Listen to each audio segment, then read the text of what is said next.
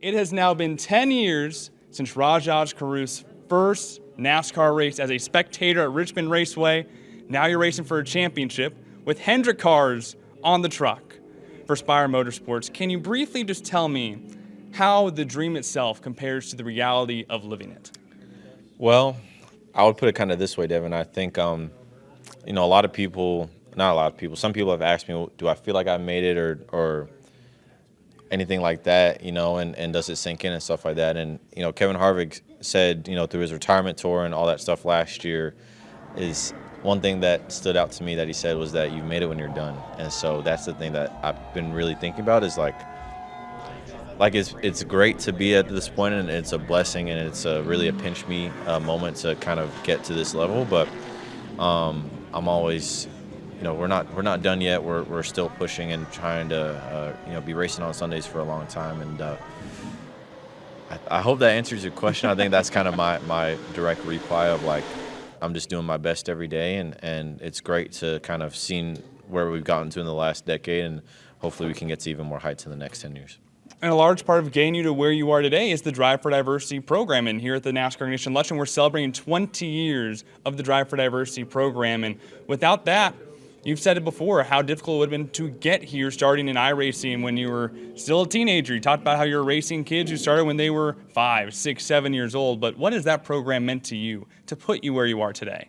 Yeah, I think I wouldn't be in this spot if not for NASCAR Drive for Diversity. I was a diehard NASCAR fan growing up in D.C. and got into sim racing for a year and applied for the program, and was a last hope, I think, just because of being a junior, rising senior in high school and not having really any connections to racing in real life, like I said, growing up in D.C. So the program was really my opportunity, and they developed me. They took a chance on me through Legend Cars, late models, and the ARCA Menard series, and it worked out. So the job's not done yet for sure, but if not for the program, I definitely wouldn't be here. I don't know about in this capacity either. So it's super thankful for Rev Racing and Max Siegel and everybody at the NASCAR Drive for Diversity program that have helped myself and my teammates, Nick and other drivers that have come through to get to where we're at now.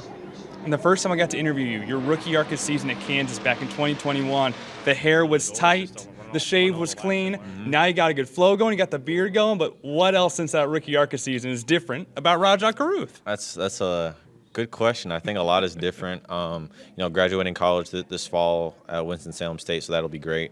I think besides that, I think I'm just growing a little bit more, learn kind of some nice different travel hacks to make going to and from places easier. I don't know. I think it's amazing how a person can grow in 6 months, let alone a year, and looking, 3 years since my first mile-and-a-half race, my first ARCA Menard series starts. Definitely. I look at my camera roll, I'm like, bro, like, what was I on, But I guess it's a thing of maturity, but it's a great position, I think, to be in for myself and my family and everybody that's helped me get to this point. And it all started with a love on iRacing that grew into now you racing for a NASCAR Craftsman Truck Series championship, but you're also branching out more. Some dirt, doing micros. So when are we going to see you in the Chili Bowl? Soon? Oh, Lord. So Vince Lewis, he does PR for Spire Motorsports, and he's from the Midwest, and he's a big dirt guy. And so he's been telling me all about, running sprint cars and late models and stuff like that, and obviously being around guys like Kyle Larson, Jesse Love, and a lot of guys that have raced in that world or are from that world. I've learned a little bit about it, and it's been great to run the micro, at Millbridge, at Mountain Creek, North Carolina. As in terms of a Chili Bowl, I don't know about that. I think I'd want to run a late model,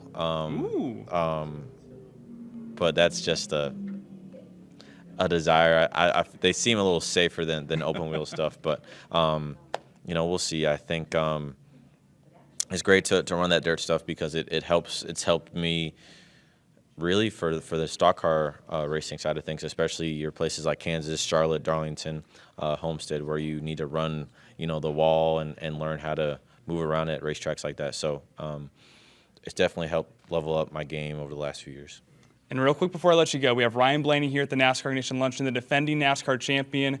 His uncle, Dale, was drafted by the Lakers in the 80s by Jerry West. Of course, we got LeBron James in ownership. We got Brad Daugherty. We got Michael Jordan. So I got to ask you, if you had to pick 2 drivers to join you on a 3-on-3 basketball team, past or present, who are you picking to join you? That's a really good question.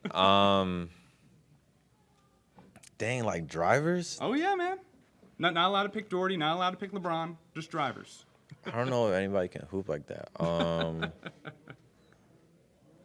I'm thinking about like athletic, because there's a lot of like athletic drivers, you know, in the Chevy program. In terms of just like actual basketball skills, I don't know.